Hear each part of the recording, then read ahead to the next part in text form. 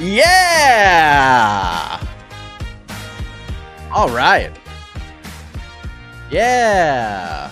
Vancouver in the house. 'Cause that's where the UFC is, that's where the Octagon is, and that's where Reinier de Ridder and Brendan Allen will take care of business in the main event. And before all the festivities begin, we are here with all of you to talk UFC Vancouver and all the craziness going on in the world of mixed martial arts and combat sports. Yes, it is indeed the People's Pre-Fight Show. I am Mike Heck, and joining me, oh my goodness gracious, this isn't BTL. Jed Meshew was supposed to join us, but he's not here. So instead, Otto is here. Hi, Go Otto. dogs. Go dogs. Ruff. Bark, bark, bark. Bark, bark, bark. Yeah. What's Otto up, does fellas? not care for this. Otto would rather not be here right now. So Otto's excited. There's a Georgia game about to kick off, and then there are some fights happening. Broke out both the TVs today, Mike. Got the setup going. Got the big one. The fights will be on that. Frankly, because it's my job, not because that's how I would choose to organize them. And then the small TV will have the UGA game on as we defend home turf against Ole Miss. Shout out to Vandy. My sister went to Vanderbilt, and they and Diego Pavia just got a big dub over LSU. Yes. I did watch the Louisville-Miami game last night. One of my best friends went to Miami. We were on a wonderful text chain as he was going through it. I don't give a shit because, it doesn't matter to me. But, man, that was a tough scene for the Miami faithful last night.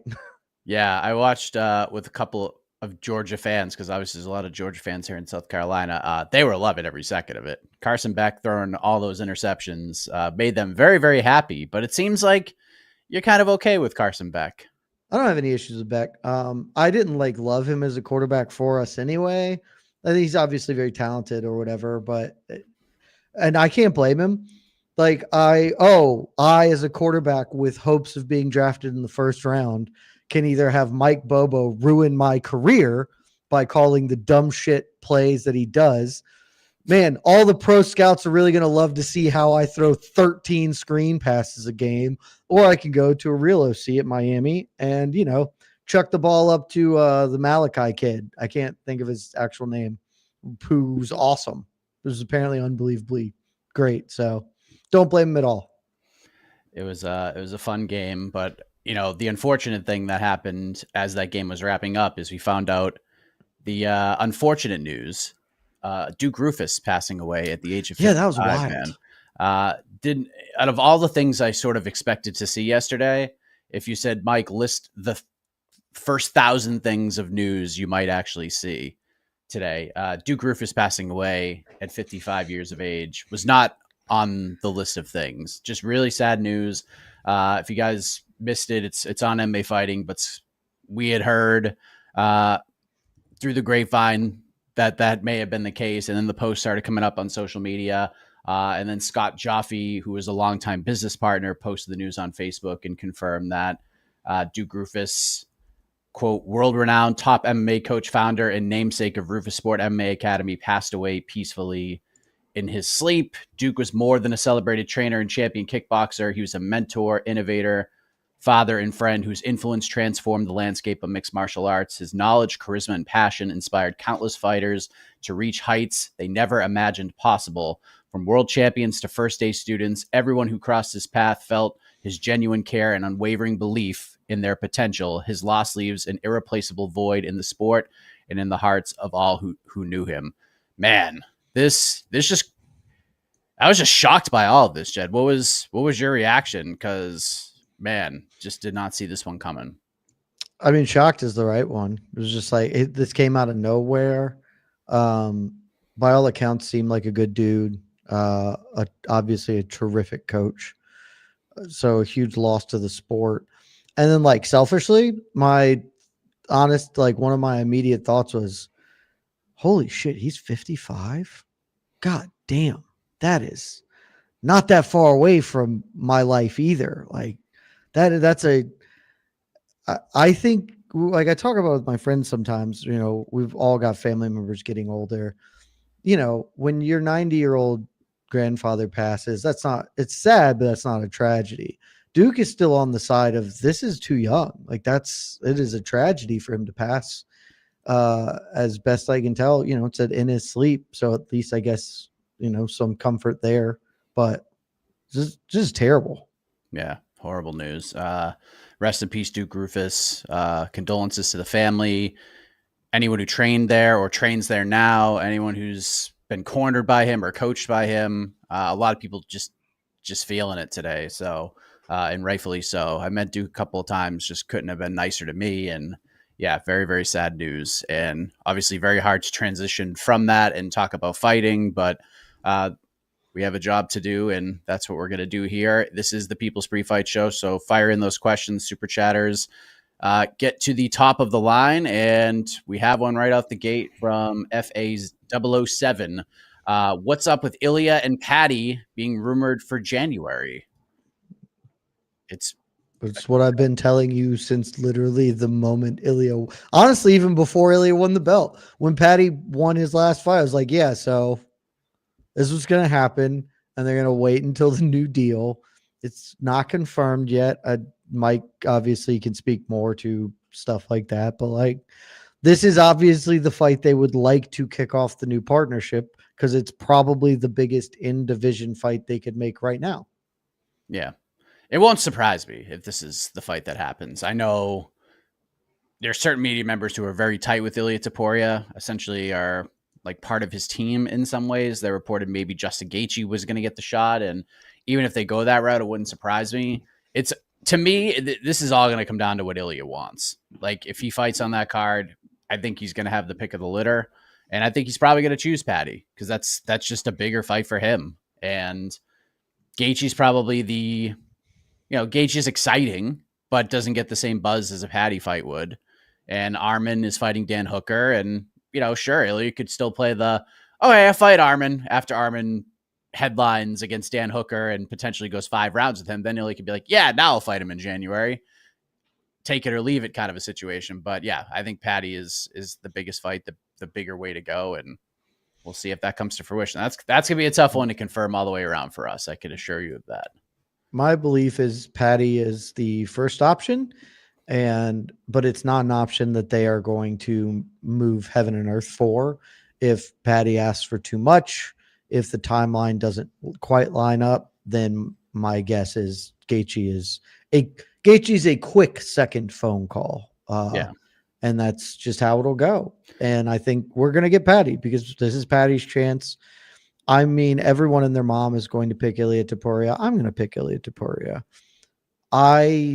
We have all collectively vastly underrated Paddy Pimblett at this point in time. And I believe that he has done enough to have the benefit of some doubt, right? To be like, hey, maybe this won't be a total murder. It probably will be a loss, but yeah. Paddy, honest to God, I love Justin Gaethje like a family member. Justin Gaethje will get demolished inside of 7 minutes. It won't be competitive. He's past his prime by a good chunk, and Topuria is quite possibly the best fighter on earth and a uniquely bad style matchup for Gaethje. He'll just die in there. I don't need to see that fight. If it happens, okay, it's not the worst thing. But the fight that should happen is Arman, and that's not happening. So Paddy is a fine second place and makes the most business sense. Yeah, I was talking to Anik about this, and especially with the result of the Charles Oliveira Mateusz Gamrot fight. Yeah, I don't think you can risk Paddy fighting anybody else now. I think you just have to do it. You just have to. I don't even know who you throw him in there against after the Chandler fight because you have to go up with him. I mean, could you chuck him in there with? And Charles would have been a great fight. Charles probably beats him, but if he fights somebody, it should be Charles. But Charles can't. Charles and Max are fighting, and if that doesn't happen, we should all take to the streets, grab our pitchforks, and burn the PI down. Yeah, if Charles won a competitive decision or Gamrot squeaked one out or something, then maybe they would have went Oliveira to some maybe. But yeah, now it's in a position where Gaethje's not going to fight Paddy. He's already been very public about that. That fight doesn't interest him at all, which is kind of surprising, honestly. I think that'd be a great fight for him. He might not win, but I think, you want to get your title shot. Beating Paddy Pimblett might be the better best than fighting Armin. Yeah, no kidding. Or fighting Max again, or even fighting Charles again, because we know he talks about how tough that fight was. He should fight Max again, because I would watch those two dudes fight once a year. That would be awesome. 100%. So we'll see what happens. I assume we'll probably get that announcement sooner rather than later. Yeah, we just got December, so we should get that pretty soon. I'd say before 322. That announcement for sure. Steven, Duke protecting Pettis from himself after he broke his hand versus Tony Ferguson. Very underrated and not talked about enough. RIP. Yeah. Duke is a good coach. Very good coach. Very good coach. And he had a great team of coaches behind him as well. Spencer, thank you. Mike, really appreciate you featuring my question. That was a really cool moment for me. Boys, please rank these light heavyweight fighters in terms of hardest hitters ever. Poatan, Hendo, Rampage, Rumble. They hit differently, so it's hard to rank them. Thing about Poatan is Poatan is probably the right answer, but he doesn't ever throw hard. The thing about Hendo is Hendo threw as hard as he possibly could. Poatan doesn't, and that's what makes his power. The way I've described is Poatan thuds, because he is not putting 100% into it, but when he lands, it just sort of moves your whole body. And so if he's really sat down and tried to crank one, he probably would be the hardest puncher. But Rampage is the loser of that. He's the last one up. And probably Rumble over Hendo, but that's questionable. Yeah, I think, without having my yellow legal pad out to do pros and cons, Poatan, Rumble, Hendo, Rampage. Just I think that's top of right. the dome. But yeah, I'm confident Rampage is the bottom. I'm very confident in that. I think Pereira's number one.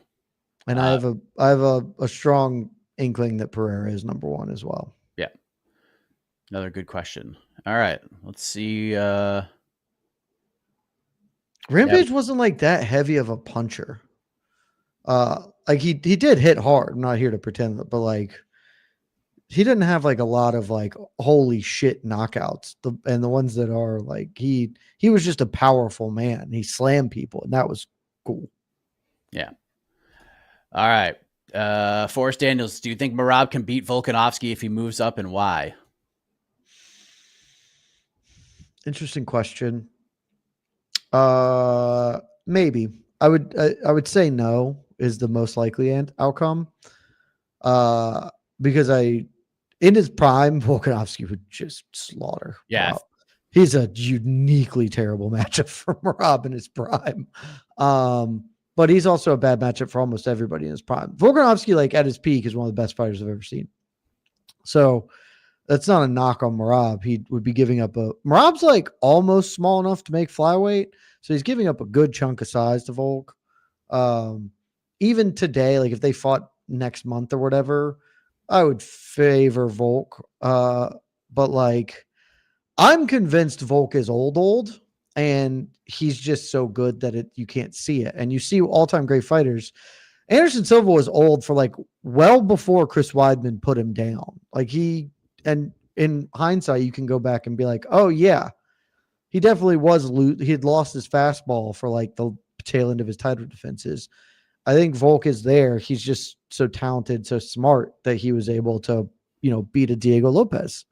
And so that always means Merab, who's absolutely in the peak of his game right now, has a chance, but he doesn't bring enough real offense to bear. Tiring out Volk is hard. Merab's not going to win the first 3 rounds, and then I don't know what he does. So that's the problem. Yeah. Interesting fight, but I'm with you. It'd be fun. If we got what 2020 that fight would be a washing. Yeah, the Volk that beat Max Holloway at UFC 276 in their third fight. That would not be competitive. Yeah, that's That's a Volkanovski And win. I still just this thing like he'd be giving up so much size, and there's such a gulf in ability that like Volk's just going to win the first 3 rounds, and Merab does not have. That's how you beat Merab. The way to beat Merab is you win the first 3 rounds because he doesn't really have the offense to finish you or to come back majorly in the back 3. You just got to come out and win the front 3, and that's tough. Obviously, it's not easy to do, but I think Volk has the ability to do so. Joseph, who is one underdog betting wise that could surprise people tonight if they win? I mean, by definition, underdogs surprise people when they win. Let me take a look at where the odds are at today. Wait, I mean, just based on what I'm looking at, I think Michael Nolan kind of has what I'm thinking, Kyle Prepolek, but Drew Dober. Oh, so I do think the money has come in on. Oh, go dogs, baby! Sorry. I said on No Bets Barred, money has come in on Dober. Dober was like minus 500 earlier this week, and I was like, that is insane. It was minus 480 yesterday. He is currently minus 330 via our friends at FanDuel. So money has come in on Prepolek.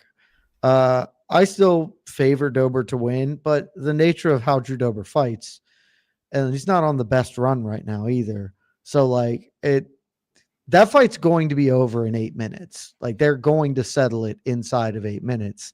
And a fight like that could always happen for Prepolek. So I don't know that I love the price now. I think it's getting closer to what's correct. There's still some out, but like earlier I was like, I just didn't bet it because I didn't want to. I wasn't confident, but like minus 500 was quite big. I don't know a single thing about Melissa Croden, so Tainara Lisboa might be a live dog. I truly know 0 things about Melissa Croden, who is making her UFC debut. Usry would be kind of interesting, but I really like Bekaev, which is a problem for me picking Usry because Usry's not bad, but I like Bekaev a lot as a prospect. Usry is like 2 of Bekaev. Like he's like 8 inches taller. He's a very big fellow. He's so much bigger. It's crazy. The actual honest to God answer is Yasmin Yazidovicic, because I believe that there's no world in which she wins this fight. And every time I've ever been like that, it can't happen. I don't understand why Manon Fior isn't a minus 500 betting favorite. And every single time I've said that this year, I have been wrong. So you should just bet Yasmin Yazidovicic because I don't understand this line. Fior should be a massive favorite, in my opinion. We'll see what Yasmin does. Like if she just goes, she's gonna win. She's gonna win because I don't believe she can. She needs to go like full bore, like first pro fight, Jasmine, and just whatever the style she brought to the Priscilla Cachoeira fight. That's her chance to win. She just needs to get after it and go for a big finish and just try. Hey, second 24. You know what we do? Called a bubble screen. Hell yeah. 0 yards, third and 24. Woo! Mike Bubble special, baby. Should ask team. Mike, you fighting a bit of a bug, sounding under the weather. No bug. Allergies are just destroying me today. They're just crushing me. No breathing of the nose. Throat's a little dry. That's all. No bug. We battle on. Here's another question, Lazy Bid. Cody Gibson versus Richie Lang swapped from the main card to prelims in place of Davey Grant versus Charles Jourdain. Should this have been the placement to begin with? I don't think it matters. It's just one fight, right? Like one was the featured prelim prior, and now the other opens the main card. So. I don't really. Realistically, Dober Prepolek should be on the main card, so they're both wrong. Dober Prepolek should be a main card fight. Yeah, because it's gonna be quick and violent. It's gonna be banging. And like Dober used to be a ranked dude, or like arguably Bekaev, Belgari should be there, but yeah, Dober Prepolek is the one I'm like, oh, why is that on the main card? People love Drew Dober. If Jazz wins tonight, it'll potentially be between her and Natalia Silva in the top 2 spots. Would you match Jazz and Natalia up similar to how middleweight was until Fluffy fell out? Thoughts on what's next for them? And they fought already. Yeah. Yeah, they fought It already. was a few years ago, but And Natty Ice she put it was on her. victorious. Yeah, that was, I believe that was Natty Ice's debut. And yeah, she hammered.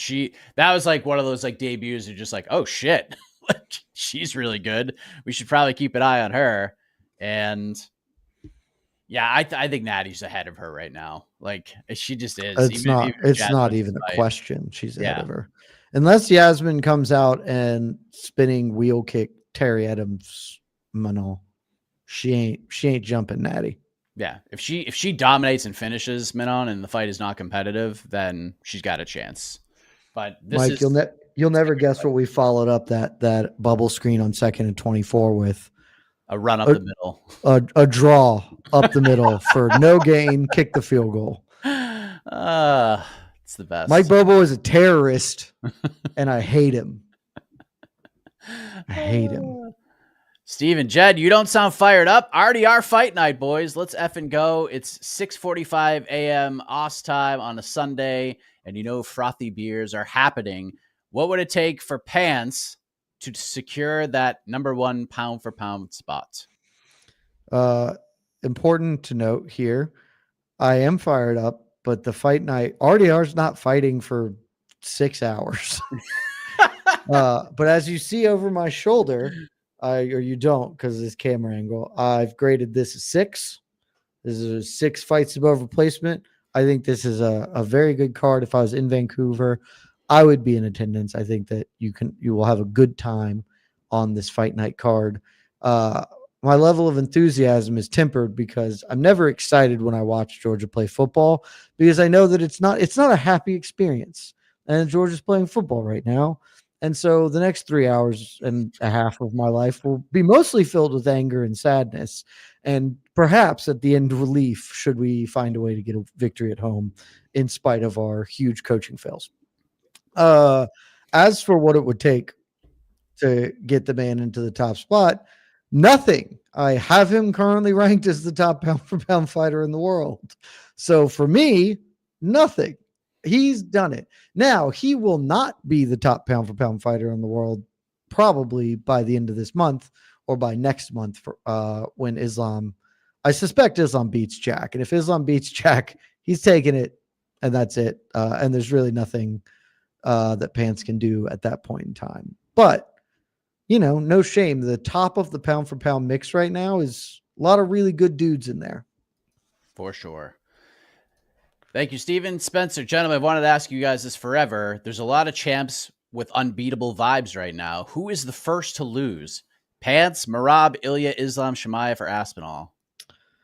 Pants is the easy choice here. Not that Pants isn't great, but how many title defenses Pantoja at right now? 4, 5. Let me look at our old boy. He's got 4 in the thing. So Pants is the oldest. I think Pants is getting old. Pants is like 35. So Pants is the oldest. He's about to start fighting sort of the new generation of dudes, Van being the first. And look, there's a reason why there have been like 7 dudes who have ever put 6 title defenses up. Is really hard. It's really, really hard. Like, I think that the number is in fact like 6 men have defended a belt more than 5 times. Like terrific, unbelievable world-class fighters like Israel Adesanya and Kamaru Usman and Alexander Volkanovski. They all lost at 5. They had 5 title defenses and lost. Pants is coming up on that. Pants would be the pick out of that group for me. Yeah, I suspect it's probably Pantoja too. I think we're gonna get to a point where he's just like, if he beats Van, honestly, like what else is there for him in this division? He fights Merab because there's nothing for Merab. Yeah. I honestly think that's what happens. Unless Batista beats Umar. Yeah, but they both fight on that card, and then it's like, okay, Merab, do we do another rematch? And Pants fights maybe at that, like we're holding our breath that Royval and Kopp get it together and fight. And Pants already beat both of them. I know, but like that at least is, if Cop wins, it'd be kind of fresh. Like I think you look at it, it is like one of the very few times where it is almost a demand to do because there's nothing else to do. I am never saying champ versus champ fight ever. This is the one time where like, you got to do it. What the else are we doing here? In both weight classes, it makes sense. Yeah. Michael, name 3 things from Canada that you guys enjoy. As a Canadian, it's Trailer Park Boys, Mike Myers, and ketchup chips. Letterkenny / Shoresy. It's a terrific TV show. I really like that. Celine Dion, who doesn't love Celine Dion? I like a lot of things from Canada. Alexander K. Lee, Mike's best friend. I love him. Exactly. That's on my list, obviously. What is it? I've never had ketchup chips, so I can't tell you about. I don't care for ketchup. I suspect I would hate them. I actually am a big fan. I got to see the Red Sox play.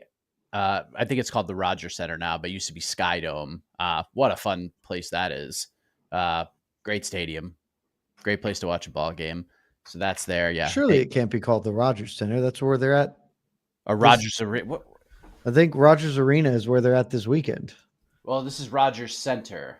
I mean, would it be both? Who is Roger? Why is he so monopolistic with his sporting venues? Yeah, it is the Rogers Center.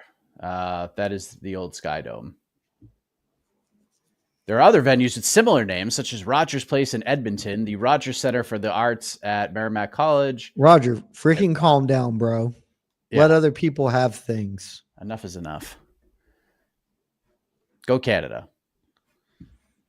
18-year-old Mike Heck enjoyed Canada as well, because you could do things in Canada that you could not do in the United States. Well, I'm sure that's correct. FA777. Jed, RDR versus DDP will happen only if you do a watch party with Michael Chandler, then drop him home, tuck him into bed, and sing for him until he fell asleep. Snap doing it. Does it fine. I'm not kidding. I would pay like $400 to watch that fight. They could price gouge me specifically for that fight because it's the best. Like that fight. Would you live versus both of them? Like those are the things I need in life. Be incredible. Would you live with Michael Chandler for a month? Yes, and we would film it for content. I would have. That is must-watch TV, and you have to do like everything he tells you. No, I'm not. You have to go do the workouts and film all the videos. He plays a lot of golf. You'd enjoy that. I refuse to walk on. You have to wear the Chandler shorts on the golf course. I would do that anyway. Don't. That's fine. 3-inch inseams, bring them back. John, is the Paramount Plus less ad heavy such that UFC might have less time between fights? Yeah, right. Probably not. Yeah, no chance. I can't speak to the less ad. I have Paramount Plus, but I've never really noticed it. My mind blanks out for ad stuff anyway. No chance. It's gonna be the same, if not worse, than we're getting now. In my opinion. It's all on a schedule, guy. Like they're 30 minutes booked for each fight because there's the fights themselves take 20 minutes functionally. If they go to the cards, 15 minutes plus 2 minutes in between breaks, plus a walkout, plus reading scorecards. That's 25 minutes if the fight goes to a decision. So then they budgeted an extra 5 minutes because the thing you super don't want to do is go overtime. You don't want to go long. So you budget extra because you can fill time in the interim. It's just going to be 30 minutes per fight. That's how it is. That's how it will continue to be. Speaking of Canada / John Candy, have you seen the new John Candy trailer for the I Like Me movie / doc? I'm sure you have. I have not. I didn't even know this is a thing. Mm-hmm. I don't. Maybe it's on like Amazon or Hulu or something. I have seen it. I'm interested. Who doesn't love John Candy? Oh man. Planes, trains, automobiles, great outdoors, Uncle Buck, cool runnings. But you forgot maybe the funniest role of his career, Stripes. Well, Stripes, he's phenomenal in. He's so ridiculous. I mean, I think he's phenomenal. I don't know a bad time that I've ever had with John Candy in a film. Yeah. Was there any? I'm trying to think. of like a bad John Candy movie. Great Outdoors is spectacular. I watched that not that long ago. There's usually an ad-free option you could subscribe to on some. Yeah, but that's not going to change anything. They could still insert their own commercials into stuff. I mean, you will literally watch how it's going to work today, because it's going to be, you're going to see the Kevin Holland, Stephen Thompson tequila commercial 800,000 times. And that's how this is going to be too. And how do you think they're going to like cover the pay-per-view buy cost? Like, I think the pacing of the pay-per-views actually will probably get a little worse, because you see it with the WWE ones, you see it with the Peacock ones, you see it with watching Raw. Like, there's a lot of ads on those, even if you have the commercial-free one. So the default answer, and this is not just for the UFC, this is truly as a consumer in 2025, expect your experience to be worse. If a change is coming, expect it to be at your expense, because it almost certainly is. Jed, do you love DDP RDR more than you hate Chandler? 100%. It's a big love. Look, I love both of them like family members. And love is a more powerful emotion than hate in my book. So yes, I love them more than I hate Michael Chandler. Yuri Prochazka. Honestly, I don't even hate Michael Chandler as much anymore because he's just not around. Like, yeah, he's like, I haven't had to hate him. So I'm sure I will when he comes, like, is more visible, but I just haven't had to. Yeah, he's gonna maybe fight Conor at the White House, and eventually I'm going to love him, because I am supposed to love him. Every single part of him is something that I gravitate towards in fighters, except for his personality in general, which I just. Oh, let me find this question real quick before we go to our predictions. I saw it earlier. Where the hell is it? I think it was really early. It was about a potential all Canadian parlay, and like the chances.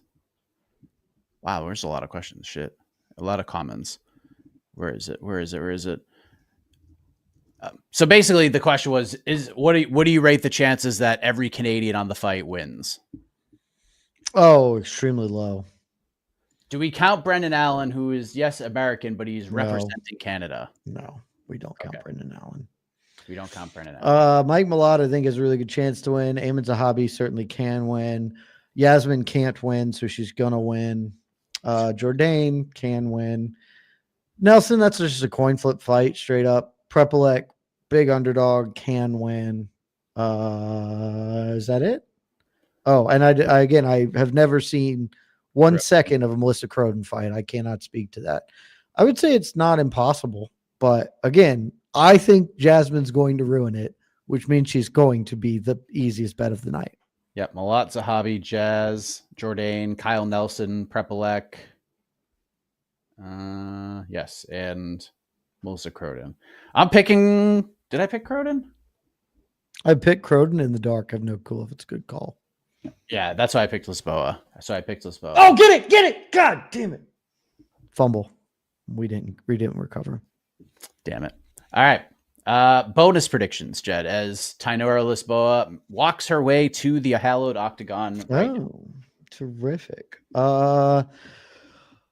Renier de Herder will get a bonus. Chito Vera will get a bonus. And fight of the night will be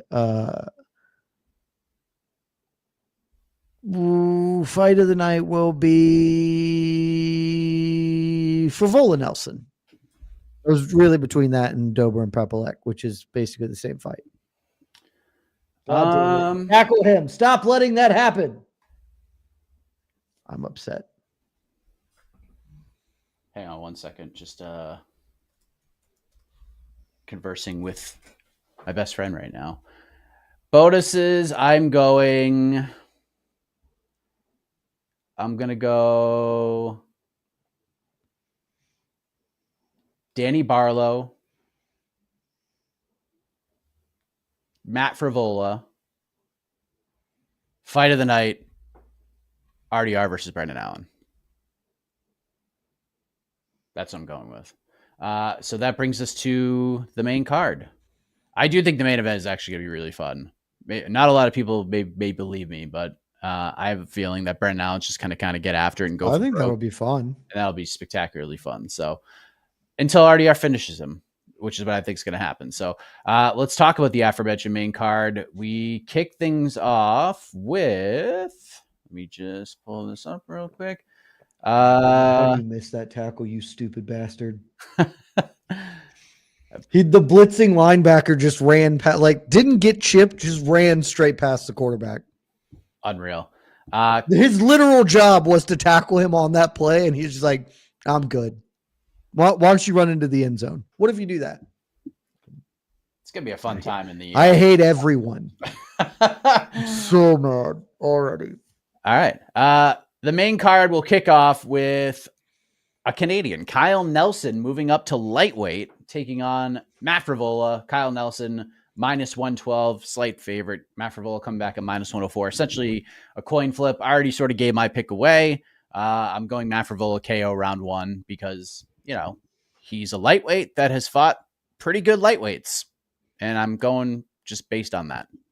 We are in agreement. I think, like the other fight I mentioned, this fight's just going to be over quickly.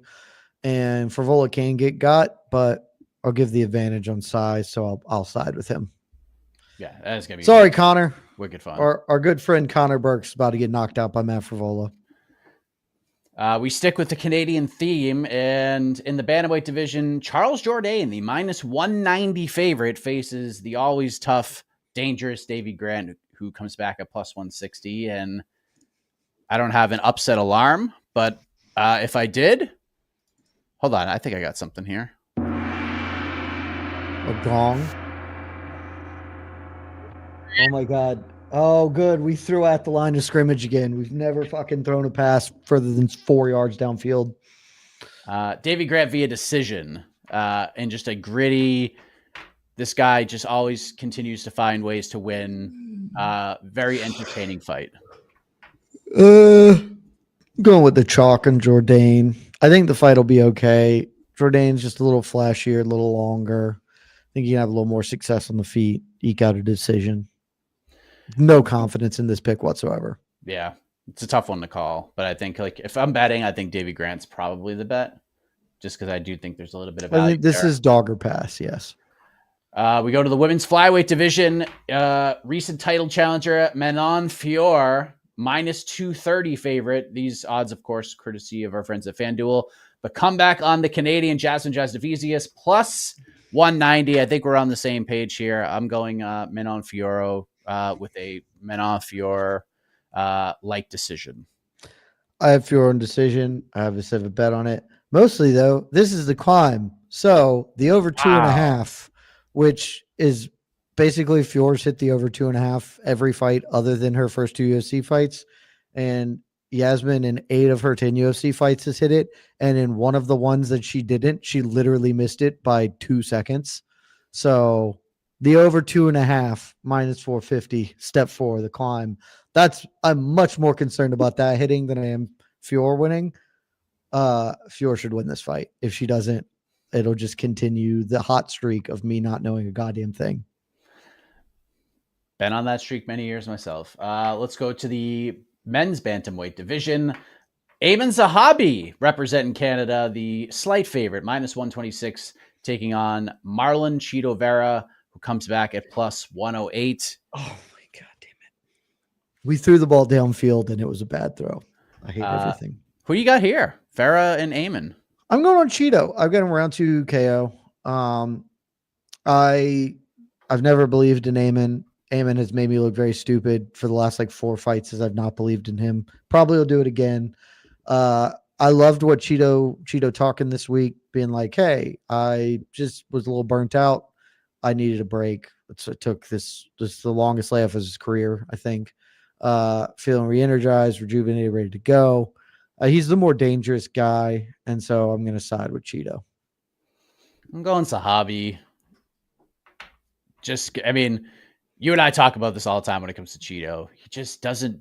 He might not do anything for 12 full minutes. Yeah, we may not see real effective offense until the third round. And at that point, it might be just a little bit too late. So I think Zahabi wins I don't even know if spirited is the right word, but a workman-like decision where he hangs on in round 3 to win a 29-28 to the delight of the Vancouver faithful. So Cheeto, y'all must have forgot moment coming. Let's go, Cheeto. Co-main event. It's a good one. This is the closest line fight of the card. Mike Malott, the -112 favorite. The comeback on Kevin Holland, -106, about as coin flippy as you get. I think Kevin Holland's going to play spoiler. I think he's going to knock out Mike Malott in the second round. That would be terrific for me. I have begrudgingly picked Kevin Holland via decision. I said it earlier this week on BTL. I kind of think Mike Malott's going to win this comfortably. I hope I'm wrong. My fantasy team would really like Kevin Holland to do something good for me. And so I've picked him, but no confidence in that pick whatsoever. Yeah. And it's just one of those things where, like, I think I like Mike a lot. And I think this matchmaking is perfect. Like, it's great matchmaking. You got to do so. Like, if you're going to do something with Malott, you have to do it now. Like, go Holland, then take a big leap from there. They're trying to position him as sort of the face of Canadian MMA right now. So throwing him in there with Kevin Holland is a great call. And if it works out, it's spectacular. Then he's ranked and moving along. Yeah. But Kevin just fought way better guys. And that to me is the difference. But as I mentioned on BTL, he hasn't beaten a good guy in a long time. But I mean, Mike Malott will be the youngest dude he's ever beaten, basically. That's crazy. Oh, what a friggin' catch. It was a terrible throw. All right, main event. Reinier de Ridder, sizable favorite, -205. The comeback on Brendan Allen, +172. Big, beautiful boy. What do we got here? Submission round 3 for my big, beautiful boy. I think he's going to knee Brendan Allen in the gut a bunch. Brendan Allen will have some moments. Eventually, RDR will get him down, just kind of wear on him, and then choke him out.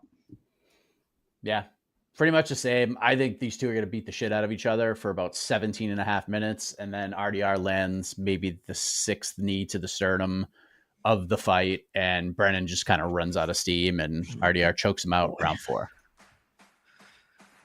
My big, beautiful boy. That's it, man. I mean, what a time. And yeah, we got fights going on right now. Oh, are they? I should break those open. Ladies getting after it.